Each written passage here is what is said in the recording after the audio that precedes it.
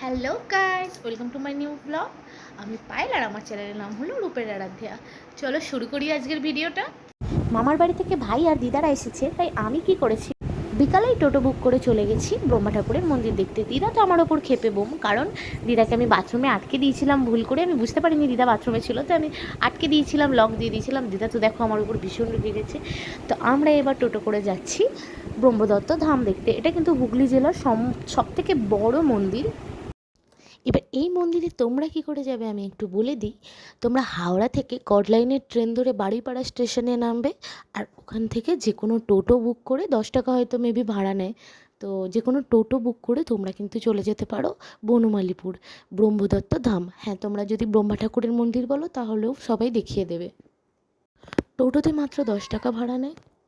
আর যাবার সময় না দুদিকে এরকম বাগান পড়ে, তো বাগানের মধ্যে দিয়ে যেতে, প্রকৃতি দেখতে দেখতে যেতে কার না ভালো লাগে বলো। রাস্তাটা বেশ সুন্দর, পরিষ্কার, গোছানো রাস্তা। তবে মাঝে মাঝে না একটু ওঠানামা আছে, মানে ধরো ওই একটু ঢেউ খেলানো বা বাম্পার বেশি বলতে পারো। দেখো মাঠের রাস্তাগুলো দেখতে কত সুন্দর লাগছে। তো যাবার প্রথমেই এরকম দেখতে দেখতেই মন ভরে যাবে তোমাদের। আমাদের যেহেতু বাড়ি থেকে খুব একটা দূরে না, তো আমরা একটা টোটো বুক করে নিয়েছিলাম। খুব দূরে যে না তা নয়, অনেকটাই দূর। প্রথমে যেতেই কিন্তু টোটো পার্ক করানো হয়, আর তারপর শুরু হয় বাইকের পার্কিং। তো টোটো কিন্তু একদম সামনে যায়নি, তো দিদাকে ওই জন্য একটু হাঁটতে হয়েছিল। তো দেখো প্রথমেই দেখো টোটো পার্কিং, তো একটুখানি হেঁটে গিয়ে তারপর শুরু হচ্ছে বাইকের পার্কিং। বাইকগুলো কিন্তু একদম মন্দিরের সামনে যায়।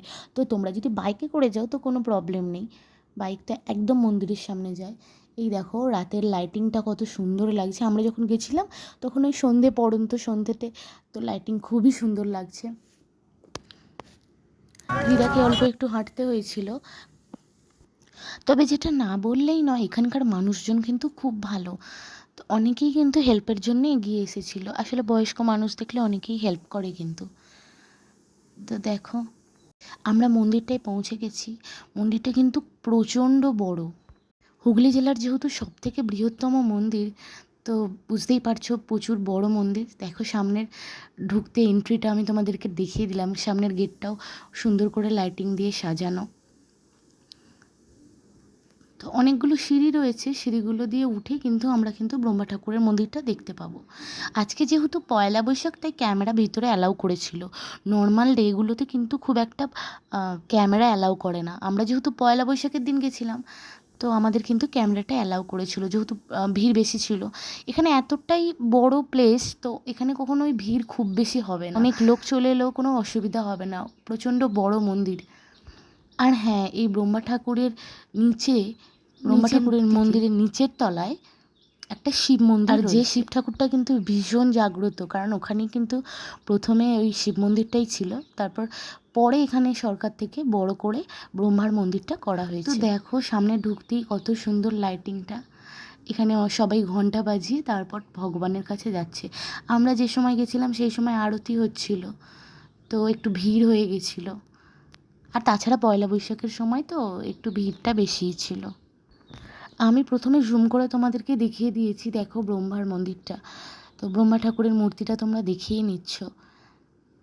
আমি সামনে গিয়েও পরে দেখিয়েছি।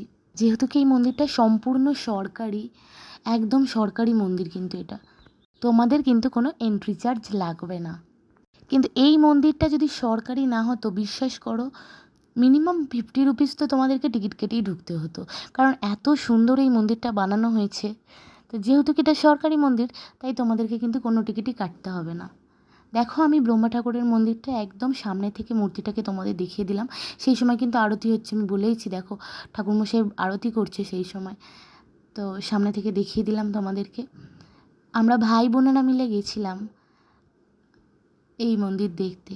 আর তোমাদেরকে তো বলেইছি আমার লাইটিং দেখে দেখো বাচ্চারা ভীষণ এনজয় করছে। আমার মেয়ে গেছিলো ছোট, তো সে তো ভীষণ এনজয় করেছে।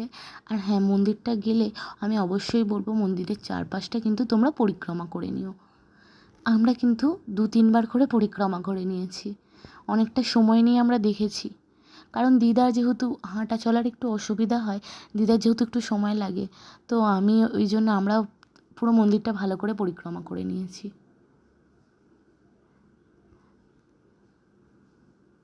দুদিকে দুটো গণেশের মন্দিরও রয়েছে, আর নিচে একটা তো শিব মন্দির রয়েছে, তোমাদেরকে আমি বললামই। এই দেখো দিদাকে কিন্তু ভাই সারাটা যেহেতু রাস্তা দিদা শুধু ধরে মন্দিরটা ধরে নিয়ে দেখে, গেছে। ব্রহ্মা ঠাকুরের মন্দিরটা দেখে প্রণাম করে বললো আমি একটু বসবো। তো ভাই সারাটা রাস্তা ধরে ধরে নিয়ে গিয়ে দিদাকে মন্দিরটা দেখিয়ে এনে তারপর এই দেখো আস্তে আস্তে নামিয়ে আনছে।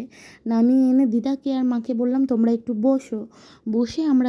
বসিয়ে তাদেরকে আমরা এবার যাচ্ছি শিব মন্দির দেখতে। তো শিব মন্দিরটা যাওয়ার সময় তোমরা কিন্তু বাঁ দিকে একটা টয়লেটও পেয়ে যাবে। টয়লেট যাওয়ার রাস্তাটাও আমি তোমাদেরকে দেখিয়ে দেবো। তো প্রথমে আমরা শিব মন্দিরের দিকে যাচ্ছি। ব্রহ্মা ঠাকুরের মন্দিরের পাশ দিয়ে যে রাস্তাটা গেছে বাঁ দিক দিয়ে, ওই দিক দিয়ে তোমরা যদি ধরেই সোজা হেঁটে চলে যাও তোমরা শিব মন্দিরটা পেয়ে যাবে। তো দেখো এবার আমরা শিব মন্দিরের বেশ কাছে চলে এসেছি, উপরে লেখা আছে শিব মন্দির। তো এখান দিয়ে আমরা এবার যাব। সামনে তোমরা জুতো খুলে রেখে কিন্তু যাবে, আর মন্দিরের সামনেও কিন্তু তোমাদেরকে জুতোটা খুলে রাখতে হবে। আর একটা অদ্ভুত কথা, এখানে কিন্তু কখনো জুতো হারায় না। জানি না, অনেকের হয়তো হারাতেও পারে, বাট আমি যতবার গেছি আমার কিন্তু একবারও জুতো হারায়নি। এখানে আমার বোধহয় এটা নিয়ে 3rd টাইম না 4th টাইম হলো এসেছি। তো এই দেখো শিব ঠাকুরের মন্দিরটা একটু দেখে নাও। আমি দেখিয়ে দিলাম, অন্য টাইমে কিন্তু আমি বারবার বলছি ক্যামেরা অ্যালাউ থাকে না। এবার টয়লেটটা দেখিয়ে দিলাম, এদিকে টয়লেট, মানে শিব ঠাকুরের মন্দির থেকে এসেই তোমরা কিন্তু সামনেই টয়লেট পেয়ে যাবে। টয়লেট একটু বাইরের দিকে।